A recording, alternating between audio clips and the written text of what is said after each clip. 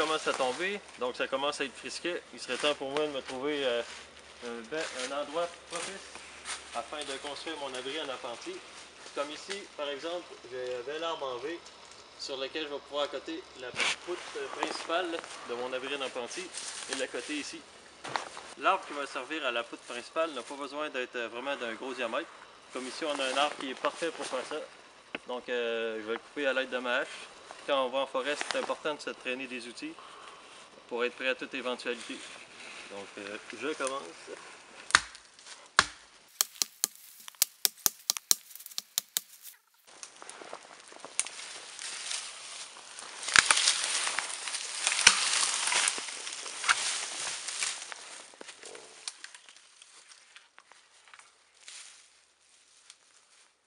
Donc, lorsqu'on place le bio, on est mieux de ne pas le couper tout de suite, pour laisser la place à du jeu dans le fond. À défaut de l'avoir de la corde, on peut faire tenir le tronc principal avec une petite branche souple qu'on trouve par terre. Faut pas qu'il soit sec, sinon il va casser facilement, mais comme ça ici c'est assez souple.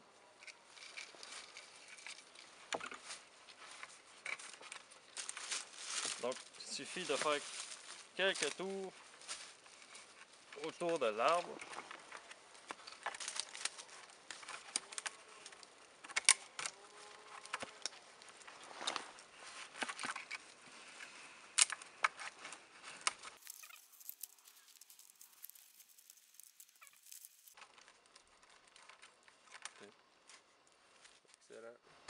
C'est toujours utile de prendre des résineux parce qu'en les débranchant, on conserve les branches, puis ça nous fait le toit puis le sol pour pas coucher directement par terre.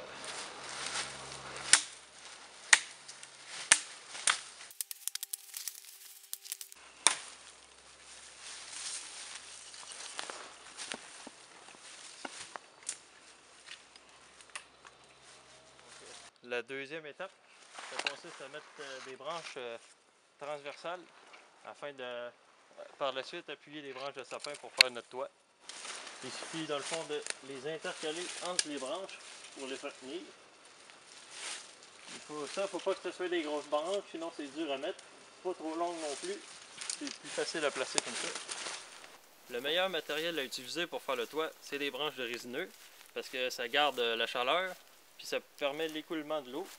Donc pour installer ces branches-là, on commence de bas en haut, comme du bardeau de maison.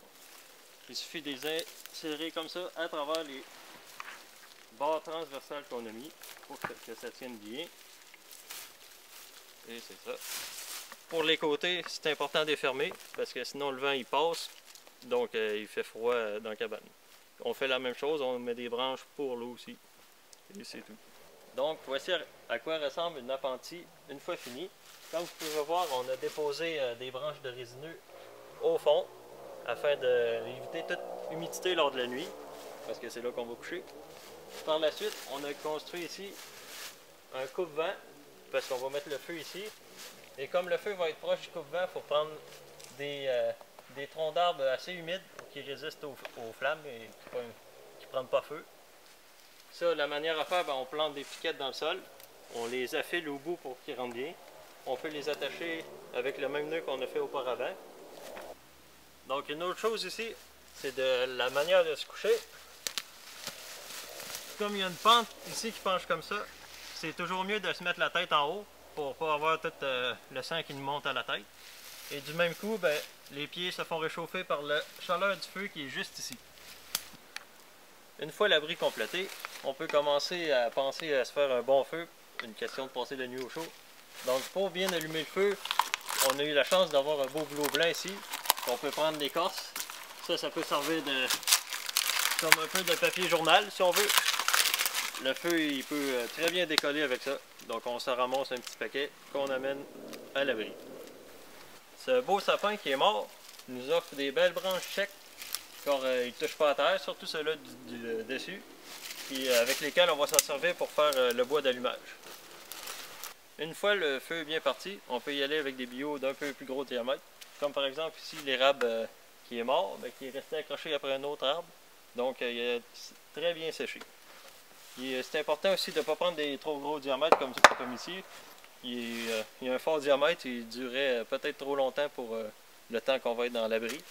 C'est préférable de prendre la section qui est ici par exemple, que ça serait bien parfait.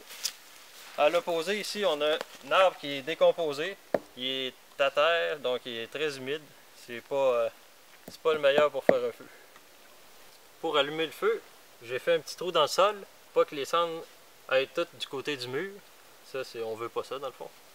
Par la suite, on prend nos petites écorces de bouleau qu'on vient disposer comme ça, comme du papier journal dans un foyer à la maison. Par la suite, on prend nos petites branches secs qu'on vient mettre par-dessus. Et comme tout bon forestier qui va dans la forêt, j'ai mon briquet. Si on n'a pas de briquet, c'est important de tout le temps avoir des allumettes, mais au moins une source de feu, ça peut sauver la vie.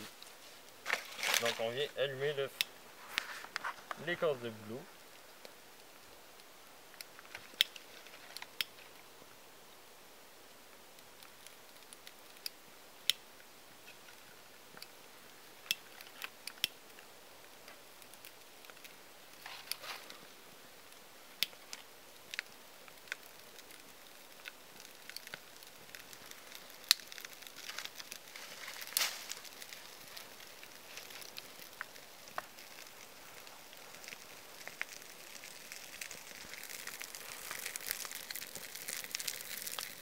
Lorsqu'on voit que le feu est bien pris comme ça, on vient rajouter des plus gros morceaux que je vous ai montré auparavant, comme l'érable, qu'on vient juste mettre par-dessus.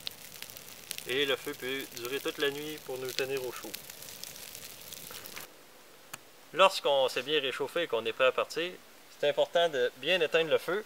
Pour ce faire, on peut utiliser soit de l'eau, soit de la matière en décomposition comme ça qu'on vient déposer dessus, ou tout simplement du sable qu'on vient mettre par-dessus et qu'on peut un peu étendre pour respecter la forêt toujours. J'espère que mes conseils vont vous aider à passer une belle nuit en forêt, même si vous êtes en situation de survie.